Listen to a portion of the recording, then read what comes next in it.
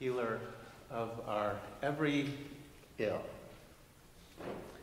The story TK read for us from Acts 3, thank you, is another description of what a resurrection uprising looks like.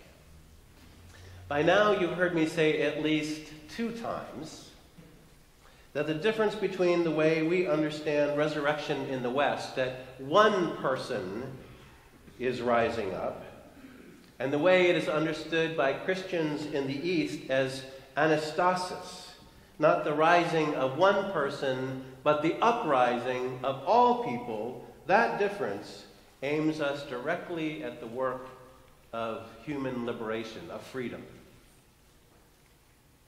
Now, the book of Acts tells us these stories to help us identify what that uprising looks like. Last week, it was the story of people selling everything they had to make sure that everyone had what they needed. It's an uprising that defines the way we belong to one another and the world as relationship rather than ownership. After all, how much do you really own anyway? In the end, even if you don't own anything, you have a relationship with everything. And that shift in the way of thinking about how we belong to one another in the world, that shift could be freeing. It could be liberating. It's not about what you own. It's about the relationship you have with one another and the world. Now today, we get a glimpse of what that uprising looks like as it's defined by healing. Peter and John, as you heard, go into the temple and they see a person who cannot walk begging at the gate called Beautiful. Peter says to that person, "Silver and gold I do not have, but what I give you is this. In the name of Jesus, rise up and walk." And immediately he stands up and starts dancing. Someday there's going to be a sermon about healing and dancing. However, I have to tell you that it would take some healing for me to be able to do some dancing. Those old Baptist genes, I tell you. Someday. Sometimes healing can be just that dramatic, but I have to tell you that most of what I know about healing I learned from HIV and AIDS. I learned this song, Healer of Our Every Ill, when I was working with the AIDS Pastoral Care Network in Chicago, and I've told this story many times. We put together this service in which we invited people to come forward and write down the names of those who had been lost to this disease along white banners. And as they were coming, we kept singing, "Healer of our every ill, healer of our every ill." And they did come, by the hundreds. Older people and young people, individuals and clumps of people holding each other up through their tears, parents and partners, siblings and friends, religious people and atheists, it didn't matter. They kept coming and we kept singing, and they kept coming and we kept singing. And what that means is that engraved on my consciousness is this irony of singing "Healer of Our Every Ill" as people kept coming forward to write down the names of those who had died. See, one of the things HIV/AIDS taught me was something you probably already know, that healing is not the same thing as cure. Healing is about peace beyond our fear and hope beyond our sorrow. For us in the AIDS Pastoral Care Network, healing was making sure that those who had been isolated and rejected did not die alone. Healing was about living life to its fullest every day. You know, I read Susan Sontag's book and John Fortunato's book about recontextualizing healing in the light of AIDS. I went to conferences, I spoke at conferences, and then I got tired. I got exhausted. As I said to a friend the other day, I discovered that healing is complicated. All that healing work that we did was good and right and helpful. But honestly, what I wanted was a cure. I prayed for a cure then, just like I pray for a cure now for cancer and Parkinson's and Alzheimer's disease. The person in this story this morning didn't just receive some kind of metaphorical healing.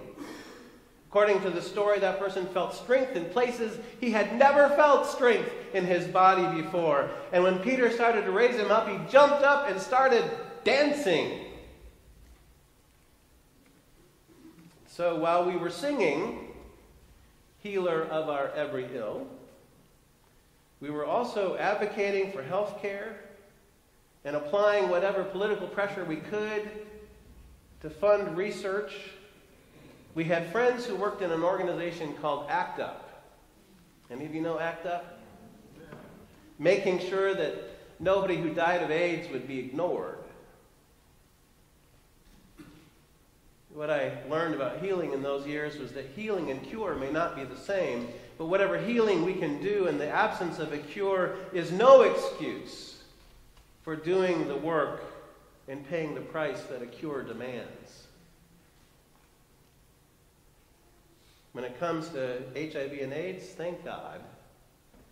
Thank God for the advancements in treatment that have been made, because honestly, I promise you, I thank God every day for those. My life would be very different without them.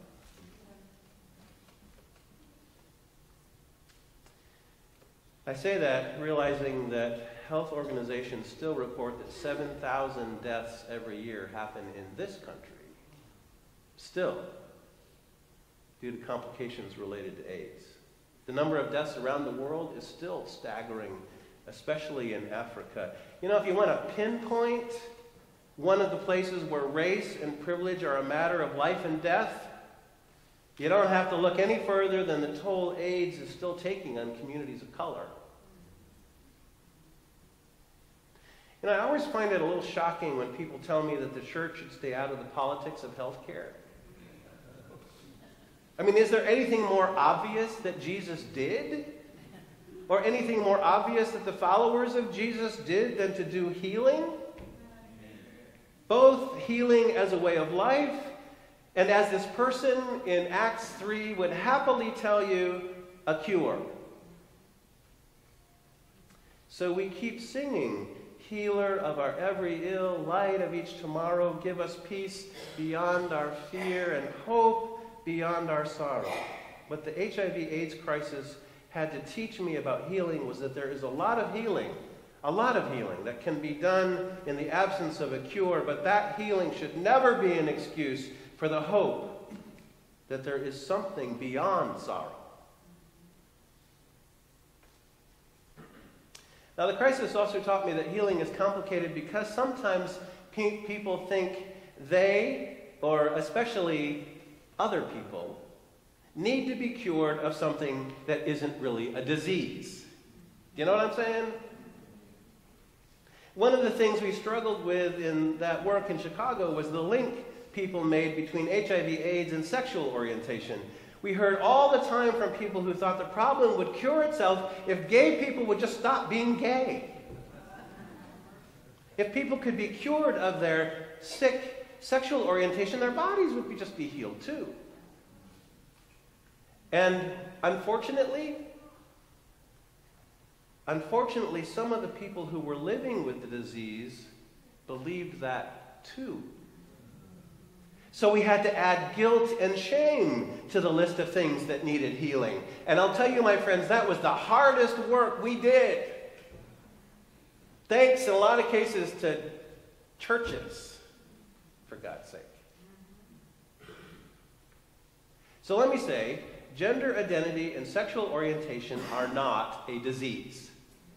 Do I need to say it again? Gender identity and sexual orientation are not a disease. They do not need to be cured, even when there is healing that needs to be done. The healing of isolation and rejection and guilt and shame and self-hate. But gender identity and sexual orientation aren't the only things. Sometimes I think the language we use about disability ends up defining people in unhealthy ways. The fact is, I think, difference isn't something that needs to be healed. Difference isn't a disease that needs to be cured. And that leads me to one of the other things I learned about healing from HIV and AIDS. See, it isn't just individuals that need healing.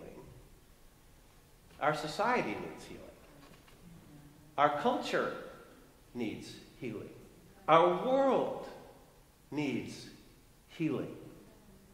If you read the rest of the story in Acts 3, you can go home and do that. The healing of this individual at the beautiful gate was the occasion for Peter to talk about a communal sense of responsibility for killing an innocent man, Jesus. About injustice and forgiveness. About hope and universal restoration. Healing isn't just about our own bodies. It's about how we belong to one another in the world. I've been reading a book recommended by a colleague called Reconciling All Things, a Christian vision for justice, peace, and the word of the day, healing. It's written by a white professor at Duke. I will not hold that against him. The Duke part. A white professor at Duke, Chris Rice, and a visiting professor from Uganda, Emmanuel Kaito Ngola. As it turns out, Professor Kaito Ngola's brother died of AIDS in Africa in 1993. These authors tell us the stories of people who have learned that the work of healing is both individual and social. In 1970, they write, John Perkins, an African-American pastor and community organizer, was nearly beaten to death by white state police officers in rural Mississippi. They observed that the Christianity that Perkins and the police officers shared did nothing to challenge the wall that racism had built between them. In 1990, they write, a white South African Anglican priest named Michael Lapsley, chaplain for the African National Congress, opened a letter from forces inside the apartheid government. The bomb inside blew off his hands and an eye, shattering his eardrums. For years, Lapsley had patiently worked for justice in his country, only to be betrayed by white South Africans who considered him a traitor, having tried to cross a dividing line and having come face to face with the power of division. You saw the pictures. Last week, Israeli soldiers targeted and shot Palestinian protesters in Gaza. 2 nights ago, our government sent missiles slamming into Syria. The professors at Duke say, though not all of us have experienced the large-scale trauma of war or the violence of brutal racism, we all know brokenness and division at some level, whether through divorce or abuse or social injustice, conflict in our community, or right inside our own family. We live together in a broken world, and we do not have to live long to learn that what we need is healing. Healing, as Perkins and Lapsley and the young women who are coming to us next week from Israel and Palestine will tell you, takes genuine honesty about what divides us. What is broken in our belonging to one another in the world, and courageous imagination about what healing could do.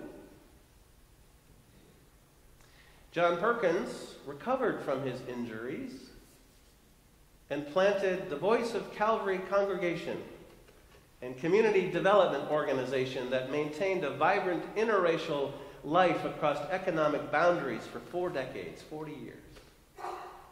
Michael Lapsley struggled to find, this is the way the book describes it, I find this fascinating. Michael Lapsley struggled to find the real hope God offers to people who would rather kill their neighbors than to have to deal with them. Real hope. Michael Lafsley founded the Institute for the Healing of Memories in South Africa, and built a retreat center for thousands of everyday South Africans of all colors and backgrounds to heal the wounds of violence and separation. Next Sunday, we will be led in adult learning and in worship by young Israeli and Palestinian women who use their individual creativity to build relationships that contribute to a communal sense of healing and peace. None of this happens, friends. None of this happens without painful honesty about how broken we are and how broken the world is, and some kind of courageous imagination about how the world could be as healed. And so we keep singing. Healer of our every ill, light of each tomorrow, give us peace beyond our fear and hope beyond our sorrow. Now there's another song we sing. It too comes to us through the trauma of HIV and AIDS. It was written by our own Rod Romney as he got to know a young man, a young gay man who found himself alienated from his family, rejected by that family. If healing was going to come to him, it would have to happen someplace away from home, because there was no going home again.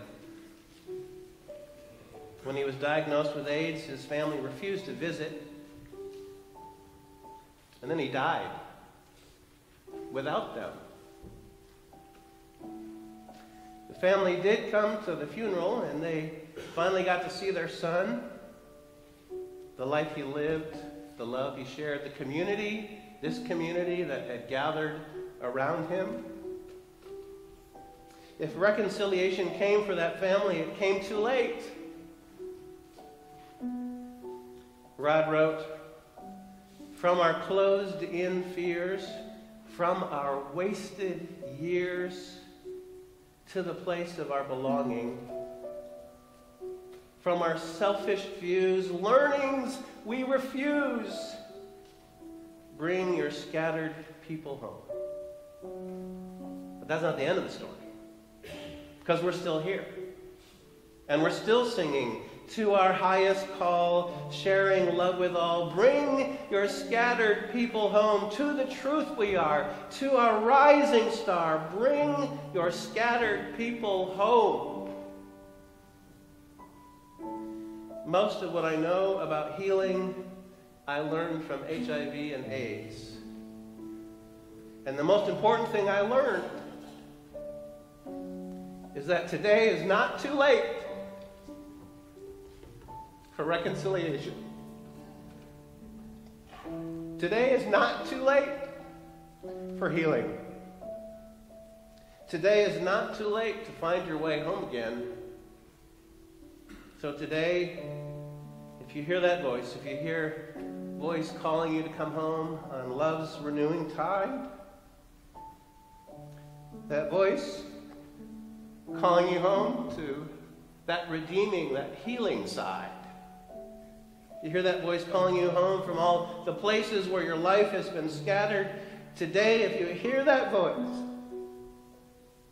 for God's sake, do not harden your hearts.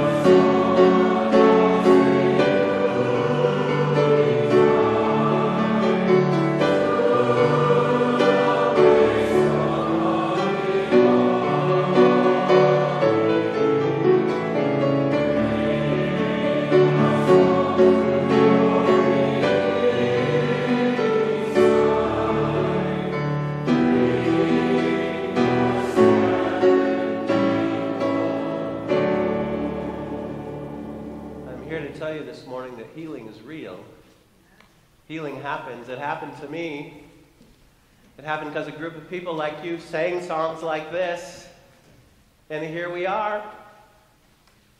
You can be that healing for someone else, some kind of peace beyond our fear and some kind of hope beyond our sorrow. You can be that. May it be so. And may, as you go, God bless you and keep you. May God's face shine on you and be gracious to you. May God's presence, which is already within you, surround you and go before you always.